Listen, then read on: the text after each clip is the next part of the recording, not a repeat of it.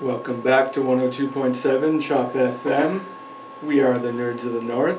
It is Wednesday, April 23rd. It is 8:36 p.m. I am DJ Bodobo. I am DJ Padawan. Off the top of the show there, we had two violin-filled songs there. The first being the Forever Last by the Cruise Shadows. And the second was Lindsey Stirling with her Zelda medley. Very, very catchy tunes there. Very much so. Highly recommended. Your Cruise Shadows are growing on me, sir. Well, very slowly. Very, very, very slowly. But they are a decent band. They're pretty good. As I said to you earlier, it kind of sounded like it could have been in a movie. It sounded like, I don't want to say it just because you always shake your head when I say 80s at you, but it kind of sounded like an 80s track. Just a little bit. True. Just with there was the certain piano noises at the beginning. Yes. That I said it kind of made it sound like a Tron kind of song. Well, it's one of their signature things. They blend the electric violin, an electric guitar, a synthesizing keyboard, yes, and the haunting sound of that guy's voice. I guess so. I guess you could say that. You're the one that's bringing this music on the show, my friend. Don't be bashing it in any or. I'm not. I know. I'm not. I know. Anyways, Rogue's got a great voice. Yes. I'm not arguing that. Not arguing that at all. Anyways, we're gonna start off with some gaming news here on Nerds of the North. Upcoming game releases. Tomorrow, there's a couple more digital releases for the Wii U. Super Mario Advance 3, Yoshi's Island.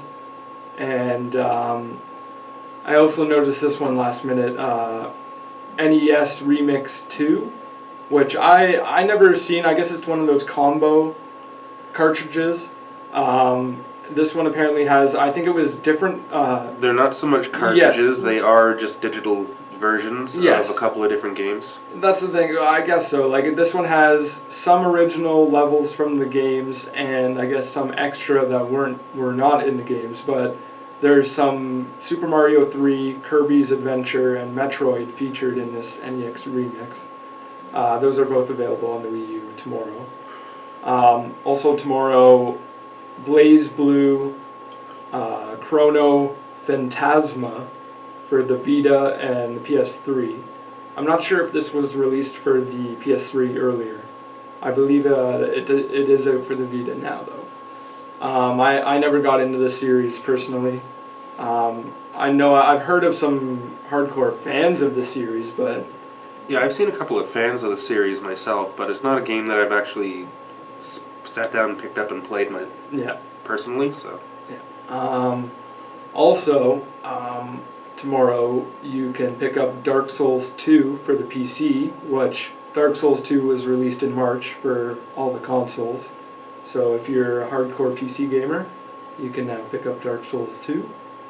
And on April 29th, The Amazing Spider-Man 2 comes out for just about every console out there. Why would you want to play the game when the movie comes out 4 days later? Did you ever play the original when the first Spider-Man movie came out, and they released for the original Xbox, and I think it was on the PS2. Okay. They released a game alongside it. Did you ever get a chance to play that? No. See, like, I remember playing it when I was younger. It was a pretty good game for what it was. Just free roaming wise, you could just almost free roam and just kind of mess around and stuff. So it was pretty fun. I haven't played any Spider-Man games since then, so I don't really have too much interest in it. No, the only thing I remember from the first Spider-Man movie, the Sam Raimi directed one, is, strangely enough, if you go back and look at the scene where Peter Parker is sitting beside Aunt May's bed in the hospital after she got attacked. Yeah. And when she wakes up and starts talking to him, you can actually see the books that he's holding in his hand. Yeah. That book is the core rule book to the Vampire the Masquerade RPG. No. Yes, it is. No. It is. So, okay, is there any information to how that came about? I Have you ever no idea. Have you ever looked to see? As far as I can assume, it was someone who was doing a set dressing and said, "All right, Peter Parker's a nerd. Give him an RPG book." That's about the best of my knowledge, because I spotted it on my first viewing. Are you 100% like? Is this known? 100%. Is this known throughout the internet communities? Like, have you seen this somewhere else, or are you just? I haven't seen it talked about anywhere, but I am a very avid player of Vampire the Masquerade, and I spotted that cover art from across the room. It's funny because I don't think you. Actually, you might have mentioned that to me before, but maybe because I remember you talking about this recently. But now that I don't know, that's pretty interesting though. That's really weird. Yeah, you'll have to pick up the movie and put it on and take a look. Yeah, actually, I think I have my DVD of it tonight, so I actually I'll find the timestamp for you. Yeah. Okay. Moving on to some news here. I thought I'd mention this. Facebook, the purchase of Oculus has been approved by the FTC. So the $2 billion deal is final. They did release a slight statement just saying their vision for the company, like it all looks good. No release date for the Oculus as of yet, but as I mentioned before, there was a new developer kit released recently. So, and their numbers for pre-orders look pretty good. Some Xbox One news here. Xbox One will be released in Japan finally on September 4th. So and it will collect dust on Japanese game shows. Well, I don't know. Well, it's potential. Consider the PS4 came out in February. Yeah. But 48 developers have pledged to support the Xbox One in Japan. So local developers. Who knows how many followed through with that? Hopefully the numbers are good, I guess. Hopefully. Yep. Blizzard has announced BlizzCon. Yes. Some BlizzCon information. This is the 8th BlizzCon. It's going to take place on November 7th and 8th in Anaheim at the Anaheim Convention Center. Tickets will be sold in 2 batches. The first will be May 7th. The second will be May the 10th. They are $200 a ticket. And they're just slightly too far away for us to go. Well, Anaheim, that's the thing. I'm just saying this. Who knows? We are in Newmarket, Ontario here. I don't know how far our radio signal goes, but if there's some hardcore Blizzard fans, World of Warcraft is everywhere. I know I've seen some WoW fans around here. That's true, and you gotta think, BlizzardCon, not just World of Warcraft. There's some crazy Diablo fans. Yep. StarCraft. Yep. But yeah, $200 a ticket, November 7th and 8th. They also have the BlizzCon benefit dinner. If you're hardcore and you want to pay $750 a ticket, that does include your admission to BlizzCon. But I would imagine that's a cool event to attend. It would be a very cool event to attend. Considering there's probably all the big... I didn't pay that much money for the personal meet and greet and interactive with the crew of the next generation. Well, that's the thing. So, but you think everybody from all the big wigs from Blizzard would... roughly all the developers of Blizzard would probably be there. But still, yeah, I'm just not that big of the gaming fan for that. Yeah, I guess you would have to be a pretty hardcore Blizzard fan to be attending something like this. Like, you want me even to come close to that type of money? That's me going to New Zealand. Yeah. And going to Hobbiton. Have you ever watched the web series The Guild? That's on the Xbox. Do you remember? You must have seen it at least on there. But I've seen Day. About 6 episodes of it, and I found it really, really hard to continue on watching when I came across Will Wheaton. Because, wow, what a character Will Wheaton plays. It does kind of come and go, I think. But yes, I know what you're talking about. I've seen the found item stew. Yeah. and it's I don't know. I It's really just got wrong. I really got into that because I didn't start watching it until they released until they were 3 or 4 seasons. oh, it is funny. It's got some really Oh some yeah, really good it writing is. in it. Oh yeah, it is for sure. That's why Felicia Day, she's been pretty Yeah. successful since then. Good job for her, because it does have moments that are very, very good. Yeah. It's just you have to get to those moments, because there's a lot of silliness that can tend to border on awkwardness. Yeah, that's the thing. Me personally, I've said this before. Certain awkward situations in movies make me feel so awkward that I just Yes. sometimes I avoid watching it, or I don't know. Yeah. That's how it is sometimes with me. Back to gaming news here. Grid Autosport has been announced for the 360, the PS3, and the PC, which is very interesting. No next-gen consoles so far, I guess. But being Codemasters, I don't even think they'll bother. This is coming out on June 24th. This is the third Grid game in the series so far. Being a racing game fanatic myself, Grid, I personally don't have anything against it. I've played the 2 previous games. I might pick this one and try it. I think I've rented the previous ones before I purchased them, but we'll see. It should be interesting. Netflix, I know you've probably seen this news, and I'm sure it saddens you, but if you've seen the finer details, maybe not. I watch Radio Dead Air, and Okay, for 2.5 okay. weeks, All right. this deal has been the topic of conversation. Yeah. Now, because Radio Dead Air comes out of the States, where it's primarily broadcast from, he has a much stronger opinion on it because it's directly affecting them first. Well, yeah, but And that's because that's where the issue came from. It was some issue to do with Comcast. As I read it here, the Netflix price is to go up between $1 and $2 sometime this quarter, which is before June 30th. Current subscribers' price will not change. It'll be postponed for 2 years, the new price. Yep, it's going to be new subscribers only that are going to get this price increase. Yeah, so but what does that mean? So if you have an open account, no matter if you're currently paying them, or if you have to be paying them at all times. I would assume your account would have to be in active. That's the okay. So that's the active thing. recursion. If I want to, for some reason, cancel my Netflix and then reactivate it months later, you might end up then coming in at the higher price. Yeah.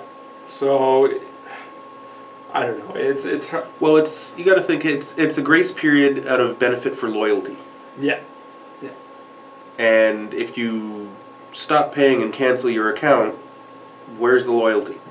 Yeah, that's true. Right? So but it is upsetting that they had to go through and do this, just because someone wants to get paid on both ends. But they're not shy about why they're doing it. All their investors, anybody who's asked why they're increasing their price, they are flat out telling them. So hopefully this will correct an issue, but yeah, it's probably an issue we'd be well advised not to get too far into. All right. Elder Scrolls. ESO. We have to bring it up. A well hyped game by us over the past few months. Yeah, and I have now purchased my copy. Yeah. And I have been playing it. Some news came out. I believe this even came out before you purchased it, or around the time that you did.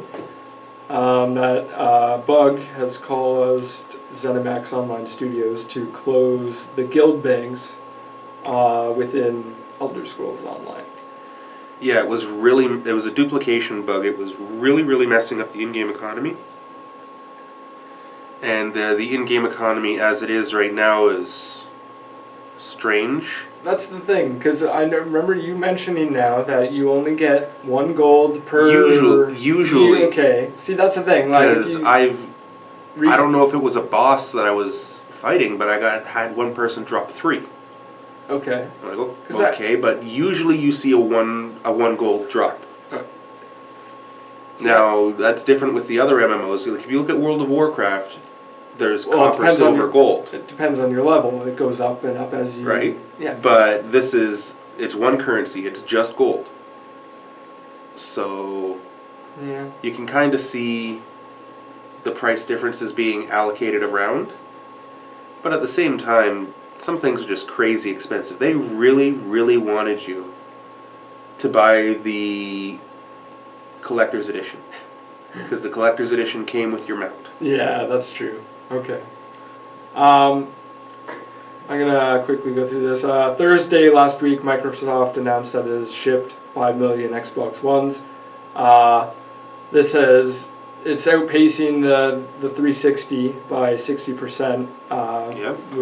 With the same timeline. Shipped does not mean sold, so these are just what Microsoft has shipped to warehouses to be sold. And then Microsoft also released some information that Xbox One users are averaging about 5 hours a day on the console. Mm-hmm. And that about sums up my gaming news. Alrighty. So, time for the break? Time for the break.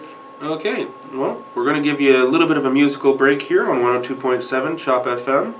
As part of our Nerds of the North show, we call this our nostalgic break.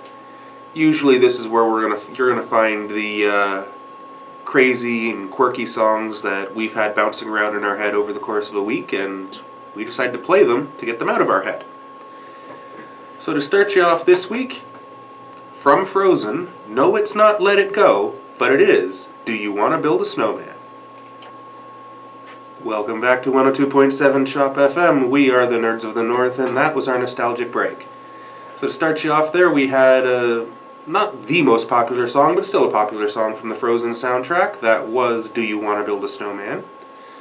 Following that, from the classic cartoon block from back in the early 90s, was the Disney Afternoon, and that was the Gummy Bears theme. After that, we had from the original Muppet movie, not the new ones that have been coming out in theaters, but the original. That was Kermit and Fozzie with Movin' Right Along. Moving right along. Dug-a-dum, dug-a-dum.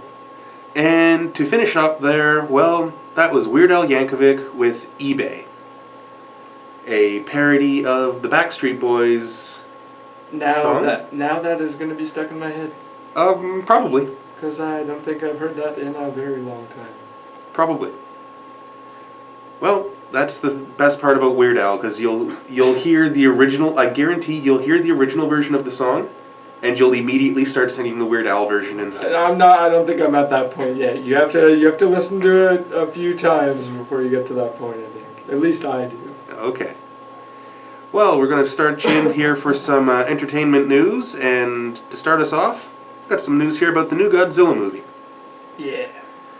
So the director, Gareth Edwards, was doing a recent interview about just how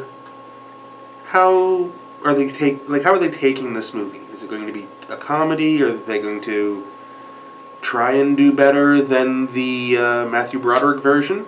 And I can simply say from the trailer, it's a plain to say yes, they were.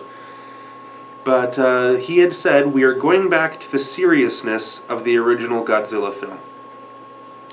Now, the original Godzilla film, produced by Toho, that was, sure, it looked a little cheesy because it was a man in a suit stomping around in a tiny little cardboard city. Yeah.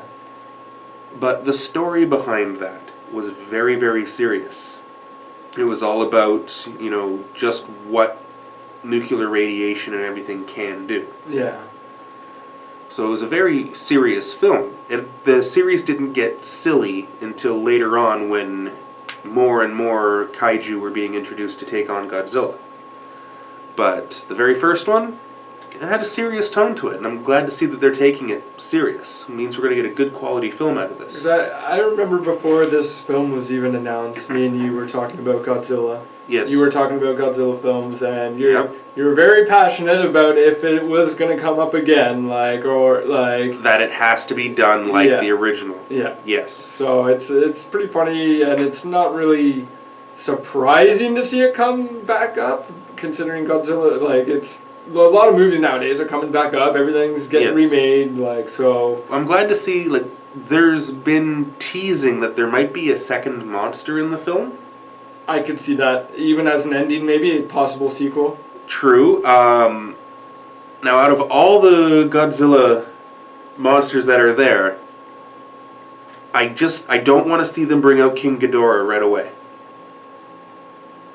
I'd rather see them go into Rodan or Okay. Mothra. But since I haven't really, these are old movies.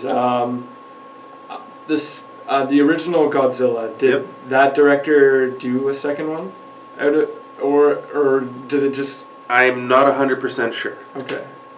Because I don't know. I was just wondering because if it was. Because what have the monsters been in the older films like that Godzilla has fought? Like there's been quite a few. There's right? been numerous monsters. Like there's, as I said, Mothra, Yeah. Rodan, King Ghidorah. Is there any that would make there's sense? been Mecha Godzilla. Is there any that would kind of make sense being the first if there was going to be a sequel or a trilogy kind of thing if you wanted to lead up to the big one? I would say either Rodan or Mothra. Yeah. Because Mothra actually is from Earth. Everything else is an alien life form that shows up. That would make sense. That would make sense. So, That's a nice prediction. hopefully. Now, have you ever heard of Flash Gordon? Yes, I've seen this. He's approaching his 80th anniversary. Yeah. And originally it was a comic strip. Okay. Now, the main thing that I remember with Flash Gordon is in an interview with George Lucas, when he was pitching the idea for Star Wars, Yeah. all he had was a little small treatment. He's like, it's kind of, your Saturday morning cartoon, Buck Rogers and Flash Gordon style comic book serial. Yeah. I'm like, oh, really? So it was a black and white television show where episodes of it were put in front of movies for your matinee, and you'd only get to see the next episode if you went to the movie the next week. If you missed a week, you missed an episode. Yeah. So it's interesting to see, but apparently 20th Century Fox decided they want to do it. Since, now Disney with taking on Star Wars, Yeah. 20th Century Fox secures the big screen rights to the character of Flash Gordon. This is going to be interesting. How big do you like? I don't know how big Flash Gordon has a following. It does. It's primarily going to be a comic book following, Yeah. and then vintage movie collecting. Like we're talking 60s and 70s are going to be watching Flash Gordon. Because I know it has a following. I know it. I just don't know how big it is, and I don't know how many how- people would come out even that used to either. Like, I don't know, either watch it or, I don't know. Like, I don't know myself. It'd be interesting. Now, So this has started, what stage, like, is this just been announced? they've acquired the Oh, rights. okay, yes. That's all Fox has said. Okay. They've acquired the rights for it. Moving on, Terminator Genesis. It is the first film in a standalone trilogy. Those two words, stand alone, immediately means that anything that has happened in the previous Terminator movies will have absolutely zero bearing on this new trilogy. So we're more than likely going to see Sarah Connor coming back, and all kinds of stuff again. If you didn't like the way the story was told the first time, why are you doing this? This is just seems like another way to try and take it. So I don't know if I'm really going to be down for this, but they have begun principal photography. The cameras are rolling for the Terminator film. They are targeting a July 1st, 2015 release. So, who knows? Huh. Interesting.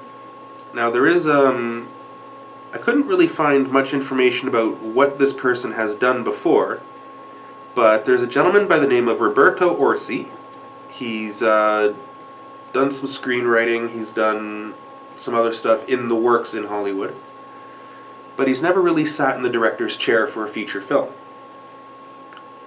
And he is pleading and bidding and trying to get the position to be the director for the next Star Trek film in the franchise. Interestingly, Orci has full support from Bad Robot, which is J.J. Abrams' team. They fully support him. But Paramount still needs convincing. They don't want to hand Star Trek over to someone who's never directed a full-length feature film before. That's very interesting to see. Maybe he has very good work ethic or something very good about him. But it's interesting to see a team back somebody. Yes. After maybe it's his chance to move up, but it is. I don't know. That'll be interesting to see if that works out. Well, hopefully it does, because the Star Trek franchise will be celebrating its 50th anniversary in 2016. And if they're going to have a feature film, and they probably are going to have something planned for the 50th anniversary, I would hope look at what Doctor Who did. Yeah. They are going to come out with it, and they're going to have to start production this year to get it out in time. So, more movie news that was announced. These were two that I just caught last minute, and they really surprised me. Crouching Tiger, Hidden Dragon 2. That was not a mistake. There is a sequel that is shooting later this year for Crouching Tiger, Hidden Dragon.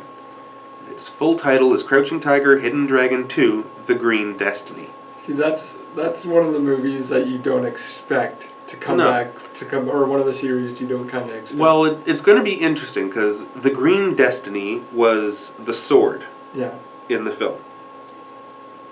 And so now it looks like they're going to be doing something a little bit more with the sword. I'm not sure. One of the director is actually someone who's worked on that project before. I believe he was the stunt coordinator or action choreographer. Couldn't remember exactly which one it was. But Donnie Yen and Michelle Yeoh will be returning for this film. See, that's going to be very interesting. Yeah, that'll be interesting. It's good to see some original. It is. And, as you're saying original, I've got to admit, this next film, it certainly has an original sounding concept, and it's a movie that we've never seen a movie of before. What is this? Do you remember back in the 90s, the Scholastic Book Fair that used to come around to the schools? Oh, yes. That little newsprint ordering form that you'd always take home, and some of you would order books, some wouldn't. Yep. For the longest time I didn't order books, and then grade 5 I decided to like reading, so I started ordering a lot of books. Well, one of the series that I got into very, very heavily... Captain Underpants? I did not get into Captain Underpants. Oh.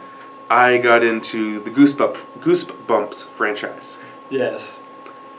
It's just good writing for the younger age. Yeah. Even at that time frame, though, I would finish a Goosebumps book in one sitting. Yeah. They were good stories, but they were short stories. Yeah. Well, Goosebumps, the feature film, is coming with a release date of May 23rd, 2016. See, this is very interesting. Even more interesting is the fact that this movie stars Jack Black. So, Was Goosebumps U.S. and Canada? Like, was this a worldwide? It was. I believe the author is Canadian. I believe R.L. Stein is Canadian. Okay, I yeah, could yeah, be wrong, but okay. I think he's Canadian. Because I don't know. I've never really heard of anybody else talking about it. Although it is kind of a children's series, so Well, they did try to bring Goosebumps to the television series with the success of Are You Afraid of the Dark? yeah. And it turned out okay, but the stories were always, in my opinion, better in the books. They usually always are. But from what I can gather for the synopsis of this movie, Jack Black will be playing the author, R.L. Stein, who's living in this small little town. And turns out that, at least in the movie, Stein was writing the Goosebumps series to trap the monsters from the real world inside the manuscripts of his books so that they wouldn't terrorize the town. Well, a new kid comes to town, moves in next door to him. Can you pick up a plot from any of these other books? Because I know numerous Goosebumps that start this way. And unwittingly releases a couple of the monsters from their manuscripts when he's over visiting R.L. Stein's daughter one time. And now the new kid, R.L. Stein, and his daughter get to travel around the town trying to confine these monsters back into their books. This is going to be weird. Yeah. Because it wasn't always a monster that Goosebumps was writing about. Sometimes it was the house. The house was haunted. Yeah. How are you going to confine a house to a script? That's the thing. Or is this going to be talking about, like, the monster ooze or something? And the one thing that's probably going to be weird for the Goosebumps fans is that there's so many stories. There's over 100. That's the thing. So when you're in a movie, you either pick one or you kind of have I think it's going to be, you're going there. to see a couple of monsters. It's going to be the monster of the plot line. Yeah, but then at the same time, do you throw something from some stuff from the books, or just totally come original storyline? I'm willing to lay down, live on air here, I'm willing to lay down a $5 bet with you that in this movie there is going to be a hamster that grows way too big for its cage and starts taking things over. Because that's a classic Goosebumps image, is the hamster that eats the monster ooze. I do remember it. And grows way too big. I even remember that now that you're saying it. Well, it was one of the first 6 books. Yeah. I think that I even had that book for a little bit. I only had a handful of them, and I think that was one that I was really freaked out about. With the covers, some of the covers... Oh, the covers were fantastic. Some of the covers, because it got to the point where they were, like, textured a little bit. The print was always embossed. Yes. For the titles. Yeah. Yeah, it was very, very interesting. It's all coming back. Well, the other author I used to always read at that time frame was another Canadian author, Eric Wilson. Yeah. This guy is a teacher in Vancouver. Yeah. 4th grade teacher. And during his summers off, he'd travel to an area, write a story about that area, and then while he's editing it the next semester with his school kids, regardless of how good his publisher said the book was, he'd give the story to his students. If his students could not figure out the mystery, he would rewrite it. Because he's not writing for his publisher. He's writing for the audience, and his audience is 4th grade level. That's true.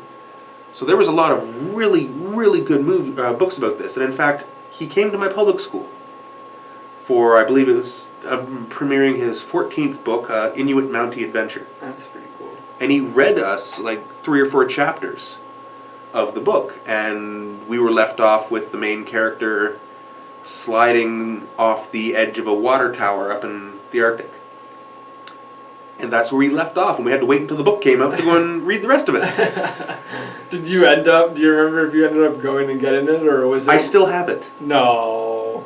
I still have Inuit Mountie Adventure, a werewolf, St. Andrew's Werewolf. Are they out and on display, or are they in a box? They are on my bookshelf. No. They are small little books. No. Yes, they are. That's good. He's a good author. I really did like the books. So. Anywho, moving over to the other side of entertainment, we're going to talk some movie releases. Yes. We've got a couple of movies coming out this weekend. Actually, the 3 movies I'm going to be mentioning, they all have a Thursday advance screening. First one is The Quiet Ones. Haven't heard too much about this. I'm guessing a horror movie? Potentially, yeah. Then we have The Other Woman, also coming Yes. out on Thursday. Yep. Now, the last one here is the only one I really know anything about, and that's Brick Mansions. Brick Mansions is actually the last film that Paul Walker completed. Okay, yes. It's got to do with parkour in, I think it's an apartment block section. I don't know if it's one building or if it's multiple buildings. Okay. But it's also got the rapper RZA in it. Yes. Yeah, we saw the previews for Yeah, when we went remember to see Captain America. So. I remember it now. Yeah, that movie comes out this Thursday. So hopefully it'll be good. Who knows? Not really my type of movie to go and see, though. I might give it a go, but that will end up being on Netflix, I'm sure. Yeah. And the only real item of notice for Blu-ray releases this week was the Spectacular Spider-Man Complete Series. Oh boy. Yes, this is the Spider-Man cartoon where the backdrop would move, but he wouldn't in the foreground. It is old school animation at its finest. Did they have any extra features or anything along with this? Nothing that it was mentioned, or More than likely, there's going to be when you're looking at a complete series. There's going to be bonus stuff. There's going to be extra little tidbits of things coming in. and it's Blu-ray, right? Like, Yeah. did they have to redo this for widescreen? Like, when you remember watching those? I don't think they would have switched it over for widescreen conversion. They probably would just play it in the original 4:3. Okay. But yeah, it's not uncommon for a complete series of things to have extra little tidbits of information. Yeah. For example, the Thundercats television series that I own. Yes. I only have season 1, volume 1. Okay. They split each season into 2 volumes. However, even on that, there's a bunch of actors talking about how much they loved Thundercats. And the only reason I'm saying this is because one of those actors was Will Wheaton.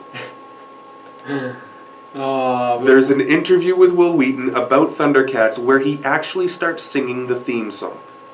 Will Wheaton, you sneak your way into every conversation. Pretty much. Will Wheaton. Well, that brings us to the end on this Wednesday evening. Indeed. So, we're going to thank you very much for listening to us. This has been Nerds of the North on 102.7 Shop FM. And to save your mind so you don't go a little bit stir crazy with the crazy music that we've been playing, we're going to leave you with a normal song. A normal song by one of my personal favorites. A couple of your friends, actually, right? Well, no. These guys aren't. These guys are in Hamilton. I've actually seen them live years ago when they first started out. Anyways, this is The Reason, The Longest Highway Home.